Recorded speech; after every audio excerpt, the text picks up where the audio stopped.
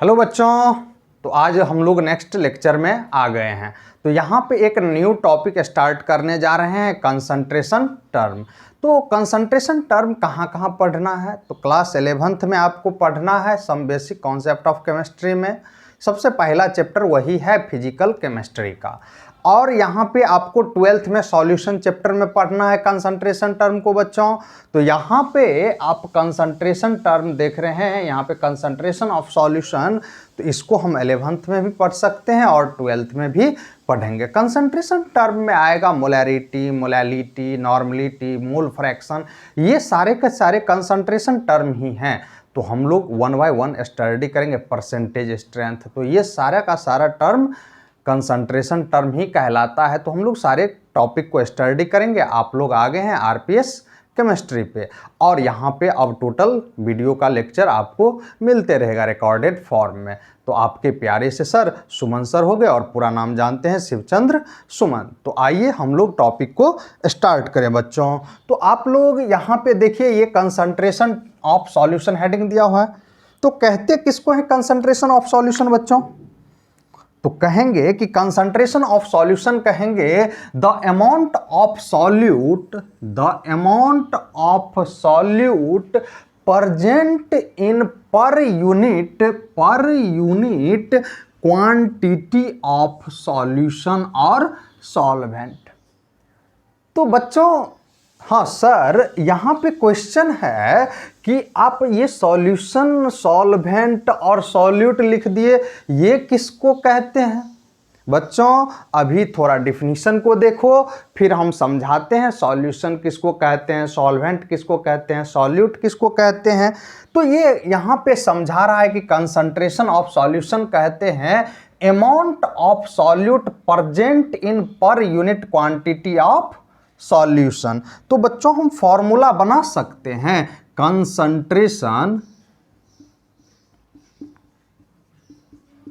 Concentration of solution, solution लिखे हैं बच्चों ये शॉर्ट में, सॉल्यूशन को ऐसे लिख सकते हैं SOL to the power n। तो ये सॉल्यूशन इक्वल टू बच्चों फॉर्मूला क्या बनेगा, किसमें कौन प्रेजेंट है? तो सॉल्यूशन में सॉल्यूट प्रेजेंट है, और दोनों का दोनों बच्चा अमाउंट है, इसीलिए यहां पे हम दे सकते हैं अमाउंट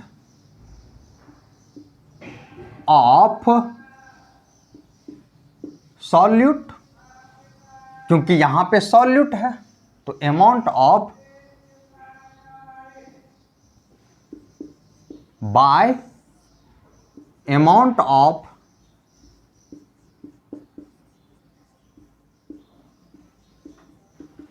सॉल्यूशन और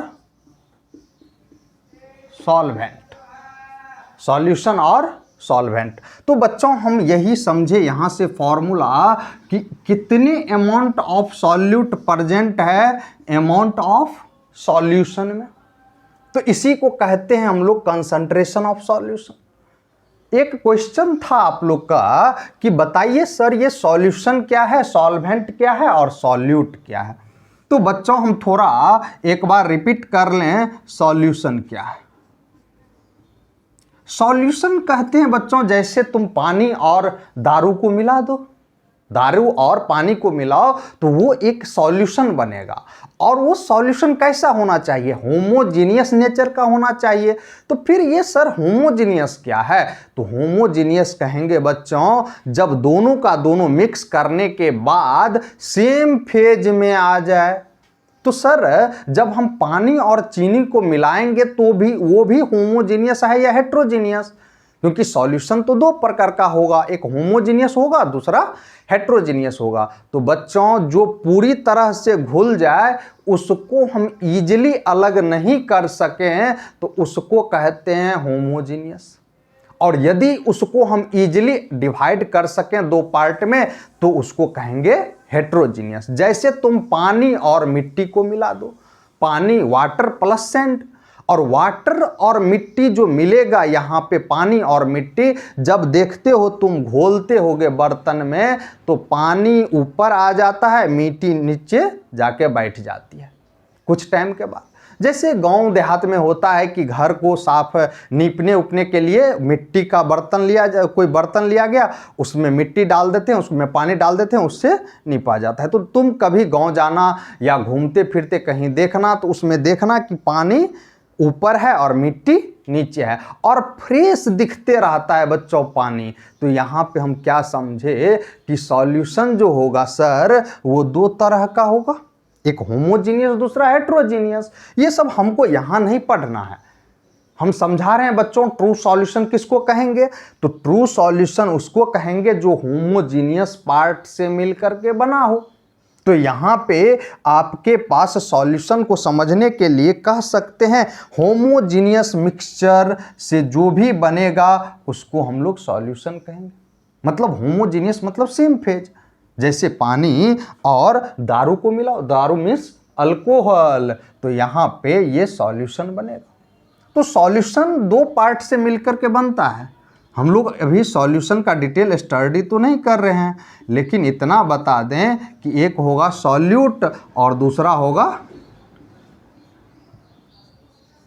सॉल्वेंट। बच्चों सॉल्यूशन को दो पार्ट में डिवाइड कर दिए। तो सर आपका क्वेश्चन मेरा नहीं था ये कि आप दो पार्ट में डिवाइड कीजिए या तीन पार्ट में। तो बच्चों आपका क्वेश्चन समझ रहे हैं हम, सॉल्यूट किसको कहते हैं, सॉल्वेंट किसको कहते हैं। सुनो बच्चा, फिर अब यहाँ पे दो ठो कॉन्सेप्ट है, एक क्लासिकल कॉन्सेप्ट और एक मॉडर्न कॉन्सेप्ट। तो क्लासिकल कॉन्सेप्ट कहता है सॉल्यूट आप उसको कहिए जिसको हम सॉल्वेंट में जाकर के घुला दें।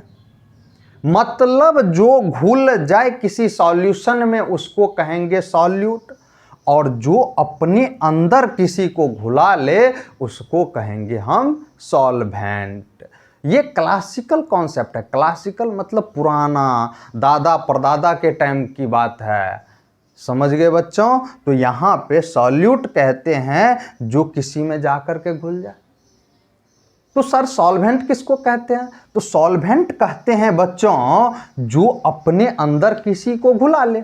जैसे पानी में चीनी जाकर के घुल जाता है, इसीलिए चीनी क्या है, सॉल्यूट है और पानी सॉल्वेंट है। ये क्लासिकल कॉन्सेप्ट कहता है। मॉडर्न कॉन्सेप्ट क्या कहता है बच्चों, तो हमको मॉडर्न कॉन्सेप्ट ही अभी समझना है, सॉल्यूशन चैप्टर में वो सब बात करेंगे।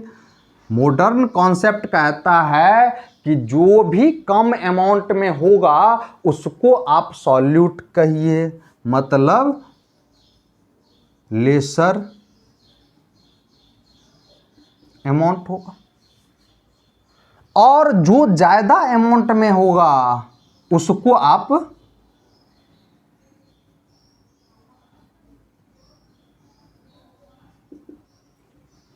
सॉल्वेंट कह दीजिए। तो यहां पे सॉल्यूशन को हम दो पार्ट में डिवाइड कर दिए, सॉल्यूट प्लस सॉल्वेंट। फिर से एक बार बच्चों सुनो, क्लासिकल कॉन्सेप्ट कहता है सॉल्यूट उसको कहेंगे जो किसी में जाकर के घुल जाए, और सॉल्वेंट किसको कहेंगे जो अपने अंदर किसी को घुला ले, तो उसको सॉल्वेंट कहेंगे, और जो घुल जाए उसको सॉल्यूट। मतलब एक को याद रखेंगे, जो सॉल्यूट उसको कहेंगे जो किसी में जाकर के घुल जाए, और सॉल्यूट हमेशा कम अमाउंट में होगा और सॉल्वेंट हमेशा ज़्यादा अमाउंट में होगा। तो बच्चों आपको हम क्लियर कर दिए कि सॉल्यूशन किसको कहते हैं, सॉल्वेंट किसको कहते हैं, और तीनों तो हो गया टर्म।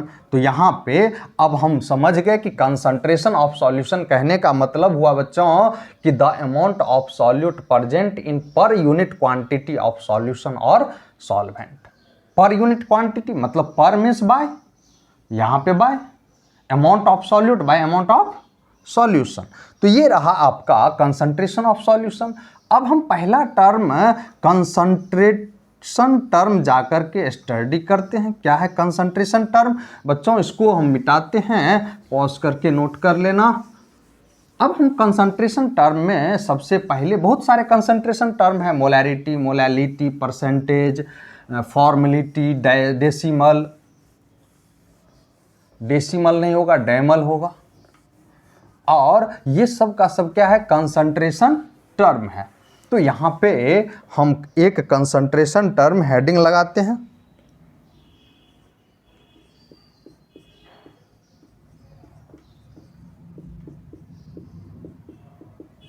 Concentration term. सबसे पहला कंसंट्रेशन टर्म है बच्चों क्या?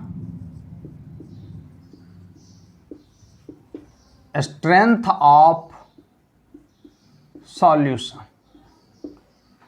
Strength of solution. अब स्ट्रेंथ ऑफ सॉल्यूशन किसको कहते हैं? अब स्ट्रेंथ ऑफ सॉल्यूशन कहते हैं द अमाउंट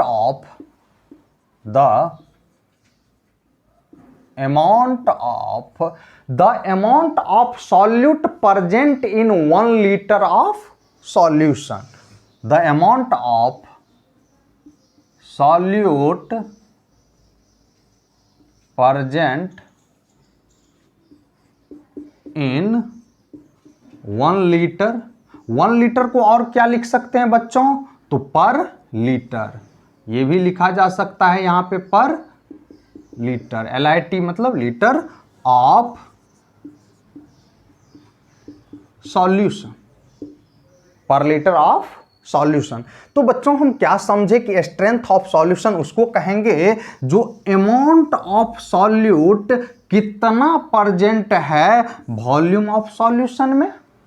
कह सकते हैं स्ट्रेंथ को S से रिप्रेजेंट किए तो आपके पास फॉर्मूला बनेगा अमाउंट ऑफ, क्योंकि अमाउंट ऑफ सॉल्यूट कितना में प्रेजेंट है तो वॉल्यूम ऑफ सॉल्यूशन में। तो अमाउंट ऑफ सॉल्यूट बाय, अब यहां पे 1 नहीं लिखेंगे बच्चों, यहां पे वॉल्यूम ऑफ सॉल्यूशन लिखेंगे क्योंकि यहां पे हम फॉर्मूला बनाने जा रहे हैं। वॉल्यूम लिखे हैं ये of solution, volume of solution, ये आपका फॉर्मूला है। अब स्ट्रेंथ ऑफ सॉल्यूशन कहते हैं amount of solute present in volume of solution. तो हमको कभी कभी कुछ हम कहीं कहीं देखते हैं कि कंसंट्रेशन और स्ट्रेंथ दोनों का समझाया जाता है जो इक्वल टर्म है। इक्वल है, लगभग इक्वल है। ये कंसंट्रेशन टर्म का पार्ट है strength of solution. Concentration of solution अभी बच्चों समझे हम पीछे कि amount of solute present in amount of solution, उसको कहते concentration of solution. Strength of solution कहते हैं कितना सॉल्यूट वॉल्यूम ऑफ सॉल्यूशन में प्रेजेंट है। तो आपका ये रहा फॉर्मूला। तो अब स्ट्रेंथ का मतलब समझे amount of solute present in volume of solution. Next term बच्चों, नेक्स्ट टर्म दूसरा स्ट्रेंथ का बात करें तो परसेंटेज, या लिख ही देते हैं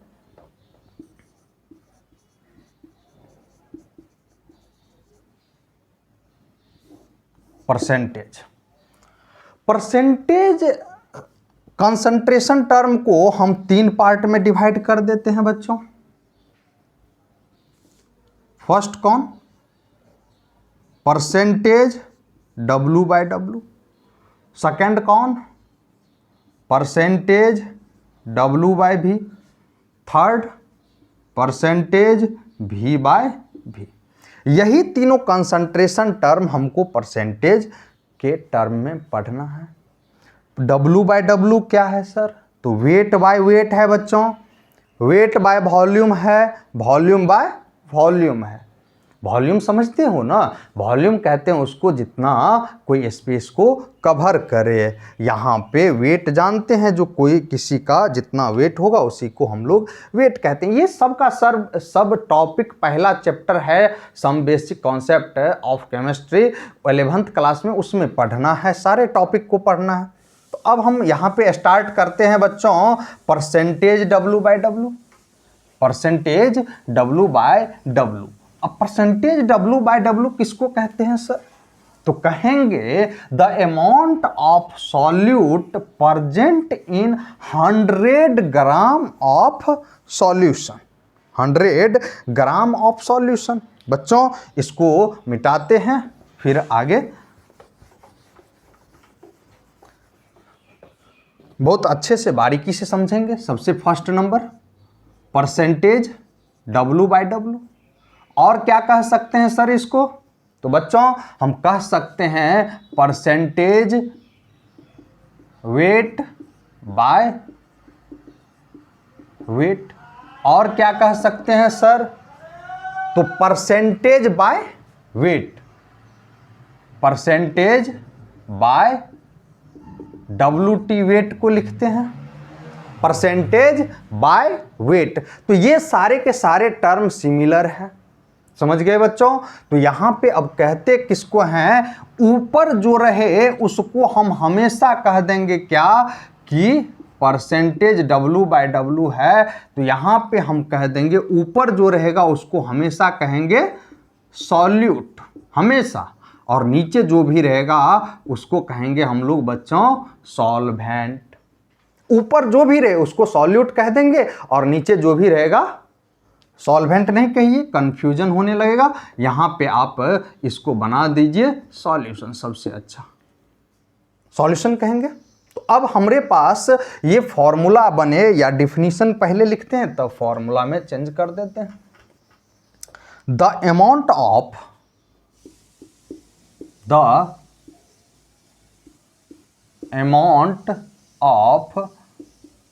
solute, the amount of solute present इन कितना होगा नीचे 100 ग्राम ऑफ।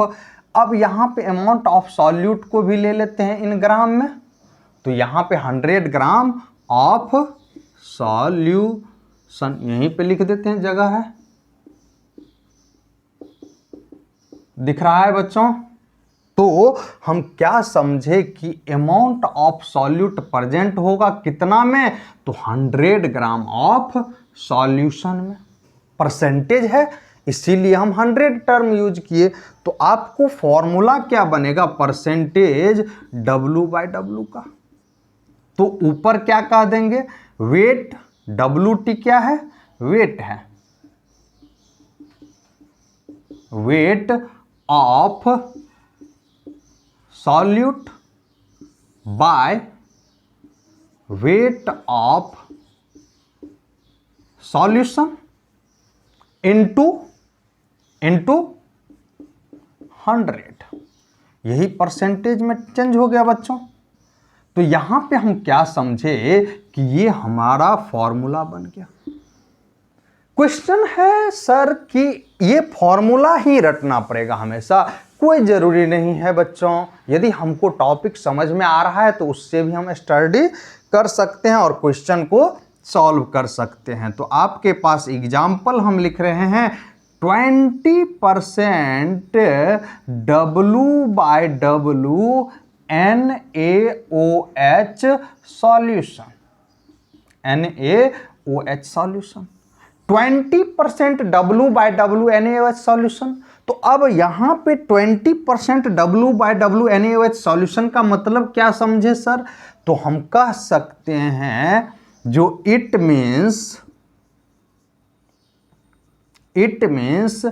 20 ग्राम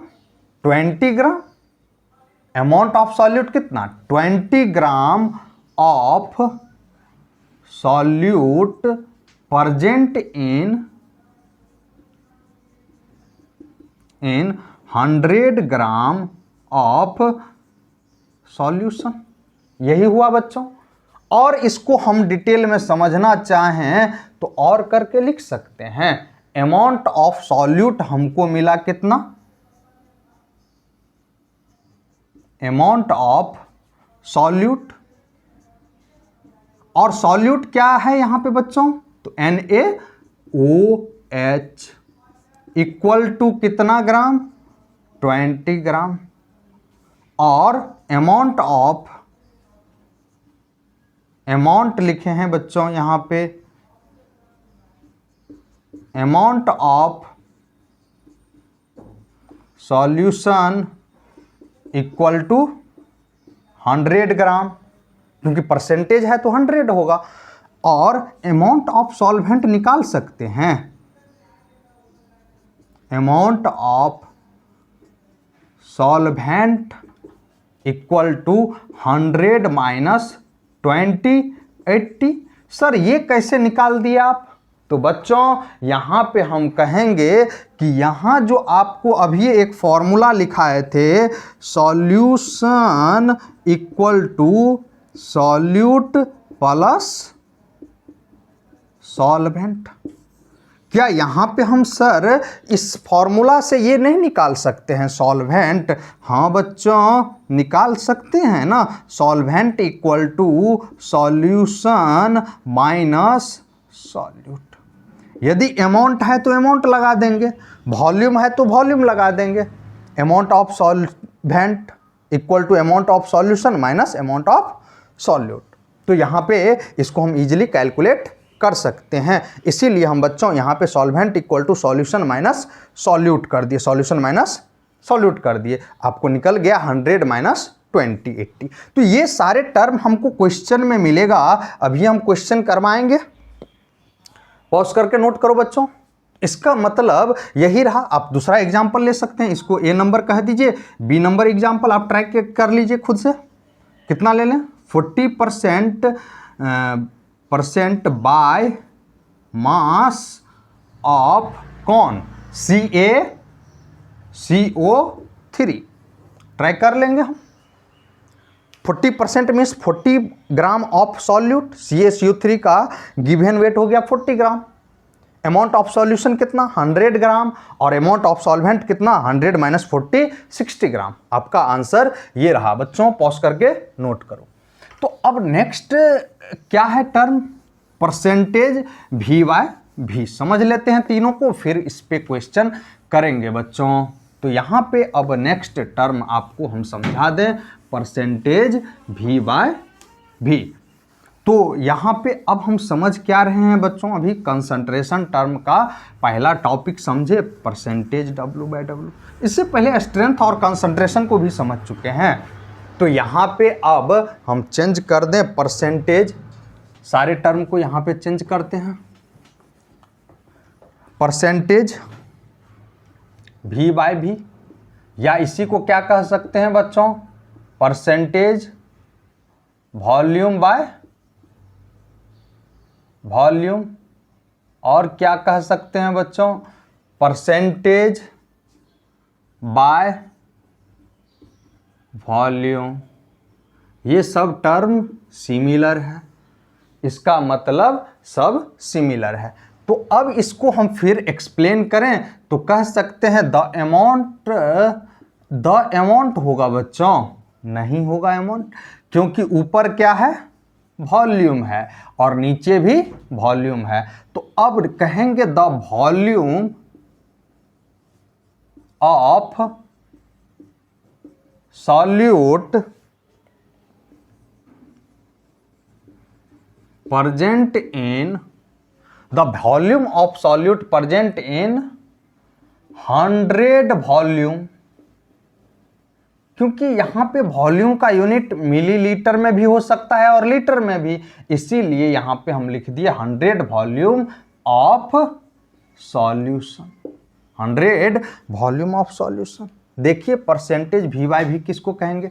तो volume of solute present in 100 volume of solution is called percentage V/V। आपको 12th क्लास में भी पूछेगा तो इसी तरह से हम एक्सप्लेन करके समझा देंगे उसको। तो यहाँ पे ये रहा। अब इसका फॉर्मूला पहले बना लें। परसेंटेज V/V, W लिखा गया था बच्चों। तो ऊपर क्या है? Volume of solution. सॉल्यूशन है गधा, यहाँ पे सॉल्यूट है, volume of solute by volume of solution. ये शॉर्ट जो लिखते हैं इसको समझ जाना है, बोलते रहते हैं उससे भी। ये वॉल्यूम लिखें, वॉल्यूम लिखें, सॉल्यूशन लिखें। तो यहाँ पे ये 100 है तो मल्टीप्लाई कर देंगे 100 से, 100 से मल्टीप्लाई कर देंगे। ये रहा परसेंटेज होने के कारण। मान लो बच्चा कि ये रहता कि परसेंटेज नहीं रह करके वॉल्यूम बाय वॉल्यूम को एक्सप्लेन करना रहता, तो कह देते volume of solute by volume of solution into 100 को उड़ा देते। समझ गए बच्चों? तो यहाँ पे हम समझे परसेंटेज वॉल्यूम बाय वॉल्यूम को। फिर एग्जाम्पल हम थोड़ा मिलता जुलता पहले टॉपिक से लें, 20% बाय वॉल्यूम, 20% बाय वॉल्यूम। तो यहां पे बच्चों अब 20% बाय वॉल्यूम है, इसका मतलब हम क्या समझे कि 20 ml ऑफ सॉल्यूट कितने ml में प्रेजेंट है? 100 ml में। 20 ml कहां गया? यहां पे 20 ml of solute present in 100 ml of solution. कह दें it means 20 ml of solute present in 100 ml of solution, 100 ml of solution। तो और करके क्या समझे बच्चों? यहां पे हमको मिला volume of solution equal to 100 ml, volume of solute equal to कितना है बच्चों? 20 ml, वॉल्यूम ऑफ सॉल्वेंट निकाल ही सकते हैं, 100 माइनस 20, 80 ml, क्योंकि दोनों सेम है, अभी वॉल्यूम में ये भी, इसीलिए हम माइनस कर दिए। तो यहां पे वॉल्यूम ऑफ सॉल्वेंट निकल गया। क्या बच्चों वॉल्यूम का कुछ यूनिट होगा? तो कहेंगे सर बिल्कुल यूनिट नहीं होगा। क्यों? क्योंकि यहां पे वॉल्यूम बाय वॉल्यूम है, तो जो भी यूनिट होगा वो तो कैंसिल हो जाएगा। इसीलिए हम कह दें percentage V by V is unitless, percentage V by V is unitless. क्या ये सर टेम्परेचर पे डिपेंड करेगा? हाँ बच्चों करेगा। फॉर्मूला जितना भी दुनिया में है, यदि फॉर्मूला में वॉल्यूम आ जाए गधों, तो समझ जाना कि यहाँ पे ये टेम्परेचर पे डिपेंड करेगा। मतलब it is depend on temperature, temperature, ये टेम्परेचर पे डिपेंड करेगा। क्या फर्स्ट वाला जो था वो टेम्परेचर पे डिपेंड करेगा? बिल्कुल नहीं करेगा, क्योंकि उस फॉर्मूला में वॉल्यूम तो है ही नहीं, इसीलिए वो कभी भी टेम्परेचर पे डिपेंड नहीं करेगा। आपसे नीट में डायरेक्ट क्वेश्चन पूछता है जो बताइए ऐसा होगा कि नहीं। क्या W बाय W का यूनिट होगा? वहां लिखना थोड़ा भूल गए थे, कहेंगे वो भी यूनिट लेस है क्योंकि वेट बाय वेट है। तो यहां पे बच्चों समझे इस दोनों पॉइंट को, इसका मतलब समझे।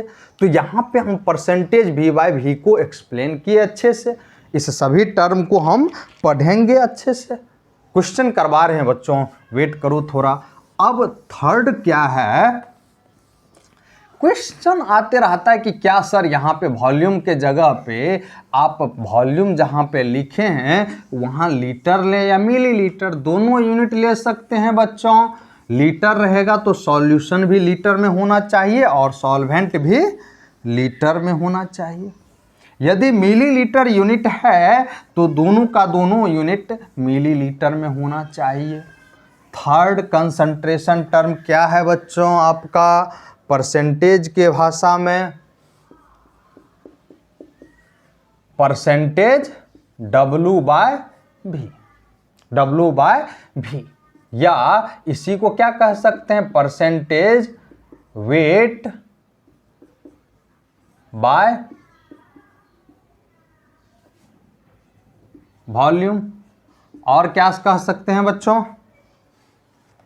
परसेंटेज और नहीं कह सकते हैं, परसेंटेज ये हमको कहना पड़ेगा यहाँ पे वेट बाय वॉल्यूम। तो अब हम यहाँ पे एक्सप्लेन करें तो कह सकते हैं ऊपर अमाउंट है, ऊपर वेट है, नीचे वॉल्यूम है, तो नीचे वाला सॉल्यूशन, ऊपर वाला सॉल्यूट। तो द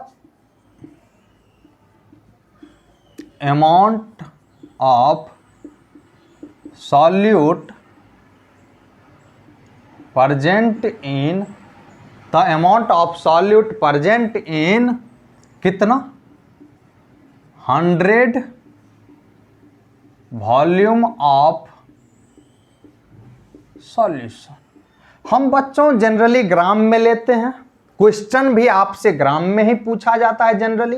मान लो कभी कभी कि आदमी जब गधा बन जाए तो सोचो कि यहाँ पे भी हम कहते हैं ग्राम रहेगा। अब मान लो कि कुछ क्वेश्चन पूछने वाले भी तो मिलते जुलते रहते हैं ना अपने जाति से, तो यहाँ पे हो सकता है वो केजी में पूछ ले। तो इसीलिए हम यूनिट का ध्यान रखें कि कौन एसआई है और कौन सीजीएस है। तो यहाँ पे amount of solute present in 100 volume of solution.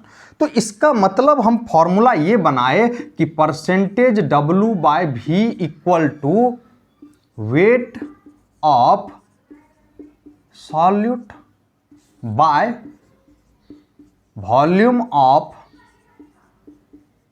Solution, और परसेंटेज है इसीलिए हम 100 कर देंगे और कुछ लोचा खास नहीं है।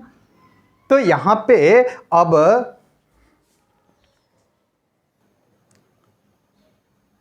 तो बच्चों यहां पे हम क्या समझे थे कि wait by volume, wait of solute by volume of solution. तो यहां अब आगे बढ़ते हैं, फिर एग्जांपल लेते हैं। 20% W बाय VNaOH। सर तीनों में NaOH सॉल्यूशन ही लिए। हाँ बच्चों हमको कंफ्यूज नहीं होना है, तीनों टर्म में परसेंटेज तो सेम है, उसका लॉजिक डिफरेंस, लॉजिक में डिफरेंस है। तो यहाँ पे W बाय V है, मतलब हम कह सकते हैं it means 20 gram of solute present in 100 ml of solution. It means 20 gram of solute present in 100 ml of solution, 100 ml of solution। तो यहाँ पे बच्चों और हम समझ सकते हैं, हमको मिला वेट ऑफ सॉल्यूट और volume of solution. Weight of solute equal to 20 gram, volume of solution equal to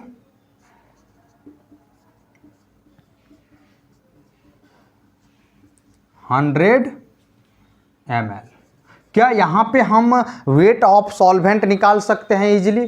तो बिल्कुल नहीं निकाल सकते, क्योंकि यहाँ पे आपको दिया नहीं गया है कुछ ऐसा। नेक्स्ट आप ट्राई कर सकते हैं, ए नंबर बी नंबर 20% के जगह कर दीजिए 30% W बाय V CaCO3, या कोई और सॉल्यूशन ले लीजिए, कोई ज़रूरी नहीं यही सब KOH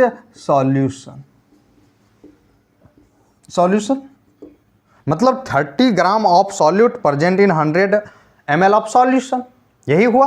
अब बच्चों हम थोड़ा क्वेश्चन कर लें, यहाँ पे इस तीनों टॉपिक से मिलता जुलता एक दो क्वेश्चन कर लेते हैं। क्या ये इसका यूनिट होगा? मिटाने से पहले बच्चों याद आ गया थोड़ा बहुत, तुम लोग का कृपा बने हुआ है हमारे ऊपर। अब यहाँ पे यूनिट क्या होगा बच्चों? यूनिट तो होगा क्योंकि सेम टर्म नहीं है। ऊपर ले लेते हैं वेट का ग्राम और नीचे ले लेते हैं वॉल्यूम का ml, ग्राम पर ml। क्या ये टेम्परेचर पे डिपेंड करेगा या नहीं करेगा बच्चों? तो कहेंगे करेगा, क्योंकि यहां पे वॉल्यूम है तो it is depend on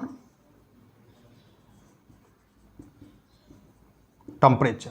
note कर लेंगे, डिपेंड ऑन टेम्परेचर। अब आप कॉपी कलम लेकर के बैठिए और नोट कीजिए, एक एक क्वेश्चन को भी बनाइए और सारे टॉपिक को लिखिए। अच्छे से किसी बुक से क्वेश्चन बनाइए। यदि प्रॉब्लम होता है तो हम बता दिए हैं आपको ऑप्शन कि टेलीग्राम पे जाइए, RPS केमिस्ट्री क्लासेस सर्च कीजिए, वहाँ पे जो भी प्रॉब्लम होता है हमको भेजिए, हम आपको सॉल्व करके ज़रूर क्वेश्चन भेजेंगे। उसके लिए आपको टेंशन लेने की बात नहीं है। केमिस्ट्री की जिम्मेवारी मेरी है और सिर्फ मेरी है। तो आप लोग जुड़ जाइए, जहाँ जहाँ प्रॉब्लम होता है उसको हम लोग डिस्कस करेंगे। तो हम एक क्वेश्चन और एक टॉपिक और थोड़ा देख लें। डेंसिटी इक्वल टू क्या होता है? Mass by volume. बस इतना सा sir, easy. Mass by volume. अब याद रखेंगे बच्चों, डेंसिटी जिसका होगा, यदि सॉल्यूशन का डेंसिटी है, सॉल्यूशन का यदि डेंसिटी है तो मास भी किसका होना चाहिए, सॉल्यूशन का ही। वॉल्यूम भी किसका होगा, सॉल्यूशन का ही। मतलब जिसका डेंसिटी लेंगे उसी का मास निकलेगा, उसी का वॉल्यूम निकलेगा, उसी का टर्म यहाँ पे भी पुट कर सकते हैं, यहाँ पे भी, यहाँ पे भी। तो हम इतना याद रखें कि जिसका डेंसिटी जब कभी भी लें तो ये सारा टर्म सिमिलर होगा। तो क्वेश्चन क्या है, तो यही रहा आपका बच्चों क्वेश्चन कि 200 ml of solution of density 1.2 ग्राम पर ml contain 24 gram of NaOH, calculate the strength of solution. तो आपको इस क्वेश्चन को सॉल्व करने के लिए हम जानते हैं कि ए नंबर में चलते हैं, परसेंटेज W/V लगा देते हैं, वेट ऑफ सॉल्यूट चाहिए किसी तरह से, तो आपको दिया गया है 24 gram of NaOH, 24 gram of NaOH। तो वेट ऑफ सॉल्यूट मिल गया आपको 20, लिख देंगे अच्छे से लैंग्वेज में, यहाँ पे लिख देते हैं weight of solute equal to 20 gram, और जो है यहाँ पे NaOH बाय सॉल्यूशन का वेट कितना। तो यहाँ पे देखिए कहीं पे सॉल्यूशन का वेट नहीं दिया गया है, सॉरी यहाँ पे वॉल्यूम निकालना है, वॉल्यूम दिया गया है 200, दूसरा में वेट नहीं दिया गया है बच्चों, तो यहाँ पे वॉल्यूम दिया गया, इनटू 100 से मल्टीप्लाई कर दो, ये जीरो कैंसिल, ये से ये कैंसिल, हमको मिल गया 10% W/V, 10% W/V। तो यहाँ पे अब नेक्स्ट बी नंबर क्या कह रहा है, वॉल्यूम ऑफ सॉल्यूशन था, यहाँ पे volume of solution equal to कितना 200 ml। तो अब यहाँ पे बी नंबर में परसेंटेज W/W चाहिए, W/W मतलब wait of solute by weight of क्या सॉल्यूशन इनटू 100। तो यहाँ पे वेट ऑफ सॉल्यूट दिया गया है 20, वेट ऑफ सॉल्यूट कितना है 24 है, इसको 20 कर दो। अब जब लिखिए दिए तो पूरा कचरा हो जाएगा, 20 ग्राम ऑफ NaOH। तो यहाँ पे 20 बाय वेट ऑफ सॉल्यूशन चाहिए, है क्वेश्चन में नहीं है। अब वेट ऑफ सॉल्यूशन नहीं है बच्चों, तो यहाँ पे अब क्या करेंगे, हम जानते हैं कि density equal to mass upon volume होता है, हमको वॉल्यूम दिया गया है, डेंसिटी दिया गया है, तो मास ऑफ सॉल्यूशन नहीं निकल जाएगा, क्योंकि डेंसिटी ऑफ आपके पास सॉल्यूशन है इतना, और इतना ग्राम सॉल्यूट है, इतना वॉल्यूम ऑफ सॉल्यूशन है। तो हम कह दें डेंसिटी इंटू वॉल्यूम, तो डेंसिटी आपके पास कितना 1.2 इंटू वॉल्यूम कितना बच्चों, तो 200 ml, यहाँ पे हो गया 12 2 जा 24, और यहाँ पे 2 ठो जीरो लगा दो, एक के बाद 240 ग्राम हो गया, 240 ग्राम हो गया। तो अब यहाँ पे 20/240 इंटू 100, ये हमको निकल जाएगा इजीली यहाँ पे। अब 20/240 डिवाइड करके अपना हम निकाल लेंगे, यहाँ पे जो डाटा आएगा वो परसेंटेज W/W आ गया बच्चों। इतना हम करेंगे, इतना करने के बाद नेक्स्ट क्वेश्चन लिखो। नेक्स्ट क्वेश्चन करवा देते हैं क्वेश्चन, और उसके बाद हम लोग नेक्स्ट टॉपिक का बात करेंगे नेक्स्ट लेक्चर में। अब यहाँ पे नेक्स्ट क्वेश्चन क्या है कि यदि परसेंटेज W/W निकालना था, V/V निकालना हो तो क्या करेंगे, क्या कहेंगे, 200 ml ऑफ सॉल्यूशन कंटेन कितना 20 ml of NaOH, 20 ml of NaOH। Find the percentage V/V, या लिख देते हैं percentage by volume, percentage by volume. अब निकालना है बच्चों परसेंटेज बाय वॉल्यूम, तो यहाँ पे जानते हैं वॉल्यूम ऑफ सॉल्यूशन दिया गया है आपको, volume of solution 200 bye volume of sorry ऊपर कौन है, volume of solute by volume of solution into 100। तो वॉल्यूम ऑफ सॉल्यूट कितना 20।